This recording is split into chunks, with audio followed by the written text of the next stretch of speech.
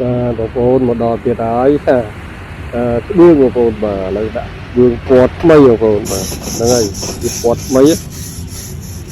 ក្បឿងនឹងវាចាស់ហើយវាដុះស្លែឥឡូវទៅការរៀបពណ៌ថ្មីចឹងបងឥឡូវវាយពណ៌ថ្មីហើយវាថ្មីភាសាទៀត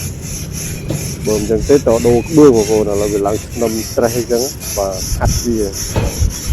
នៅខាត់វាស្អាតទៅចឹងទៅបាទយើងវាយទិញពណ៌ថ្មីមកដាក់បាទចង់បានពណ៌ក្រហមពណ៌ខៀវពណ៌ទឹកប៊ិចបានទាំងអស់បងប្អូនបាទឥឡូវចាស់ជាពណ៌កំងពណ៌ក្រហមហើយដាក់ពណ៌ក្រហមទៅគាត់ទៅវាបានខ្លះៗទៅហ្នឹងហើយឥឡូវលាបព្រមការងារនឹងវាទៅសម្រាប់មួយចឹងហ្នឹងហើយបាទលាបទៅថ្មីភាសាទៀតចឹងបងប្អូននេះគឺថ្មីហ្នឹងហើយមុនមកដុសផ្លែចាស់អញ្ចឹងដល់ពេលយើងលាបឲ្យថ្មីឡើងវិញ